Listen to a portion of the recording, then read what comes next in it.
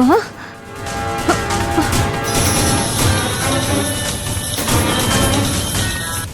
Manju, phone lift చేయి మంజు.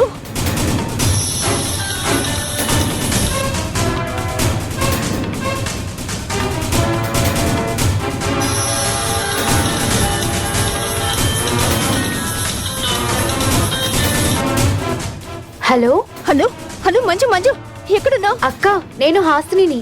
హాసిని, మంజు ఎక్కడుంది? అక్క నిద్రపోతుంది.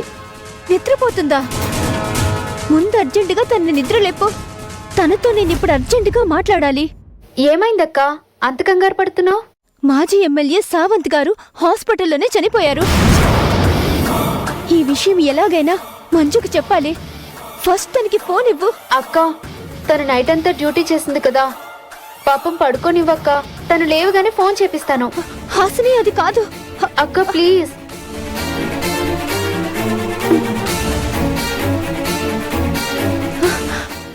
ఇప్పుడు ఏం చేయాలి? భగవంతుడా,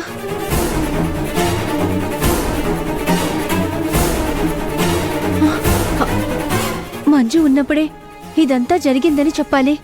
లేకపోతే నా జాబ్ పోతుంది.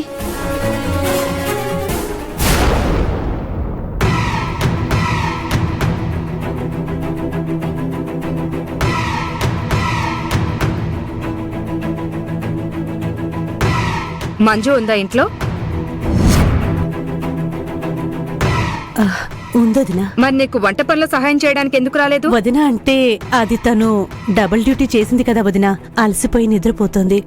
అయ్యయ్యయ్యయ్యో, ఇలాంటి పనికిరాని గారాబాలతో ఆడపిల్లకు వంట పని గింట పని ఏది రాకుండా నువ్వే చెడగొడుతున్నావు.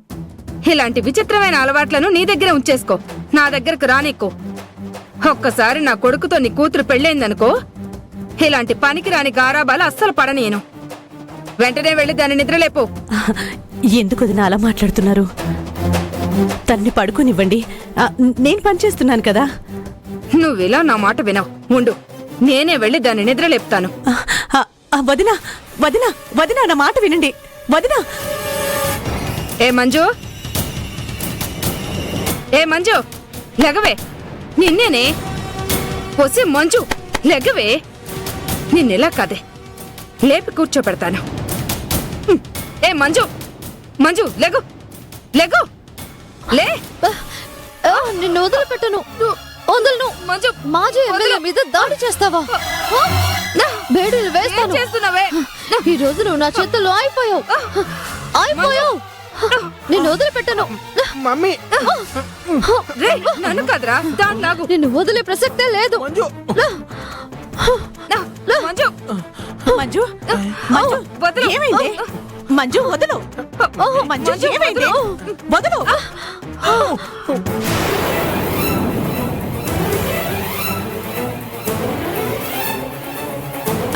అమ్మా మంజు, ఏమైంది తల్లి? పొసి, నా ప్రాణం తీద్దాం అనుకున్నావా?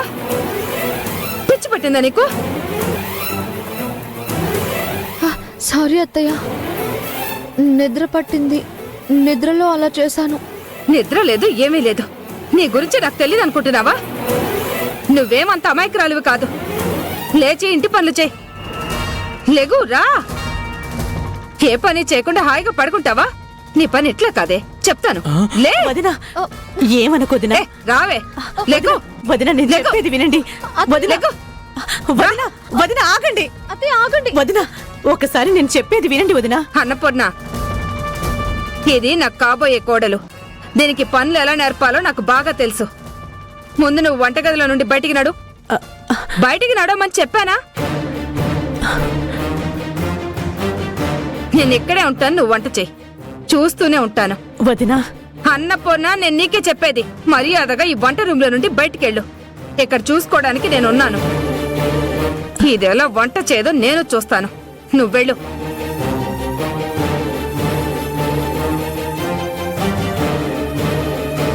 వంట చెయ్యి. ఏంటే, రేపు పెళ్ళయ్యాక నా కొడుకు వంట చేస్తాడనుకున్నావా? మొదలుపెట్టు.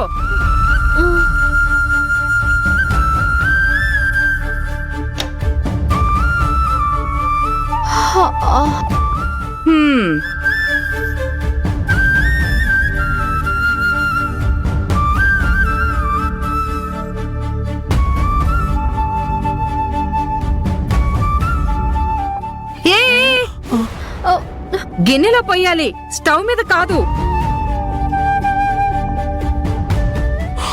ఎంత పోస్తావే? సరిపోతుంది అత్తయ్య. త్వరగా చెయ్యి.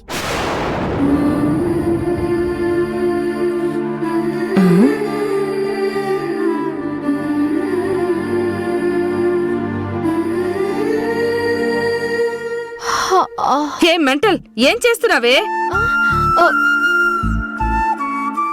వంట చేస్తున్నాను అత్తయ్య. త్వరగా కానివే.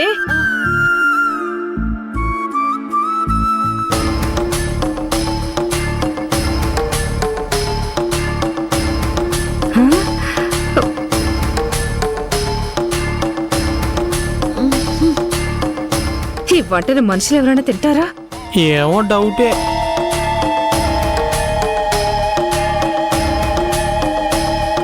ఆ?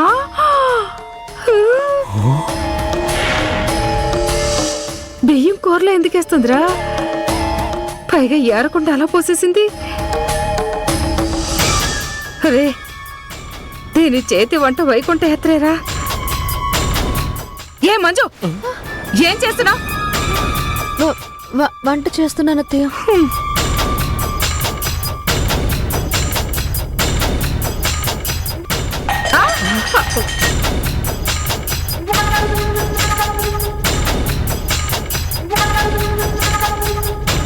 చూడు మమ్మీ ఎలా చేస్తుందా. నువ్వేమో దీన్ని చేసుకోమని నన్ను చంపేస్తున్నావు. అదే హాసినిని పెళ్లి చేసుకున్నాననుకో, నా జాతకమే మారిపోతుంది. అమ్మా, అసలు హాసినిలో నీకేం నచ్చలేదో చెప్పు. హాసినిది నాది సంసార చిత్రపటాలు నా కళ్ళ ముందే అలా తిరుగుతున్నాయి. నీకు అలా అనిపిస్తుందా? అవును. నా చేతికున్న ఈ 5,000 అచ్చుని చెంప మీద కొట్టాననుకో, దెమ్మ తిరిగి బొమ్మ కనపడుతుంది. నా కొడుక్కి రాక్షసి అక్కర్లేదు, పెళ్ళం కావాలి. దీని నిద్రమత్తుతో వంట అంతా సర్వనాశనం చేసేస్తుంది. దీని నిద్రమత్తు వదిలిస్తాగా? వదిలిస్తాను.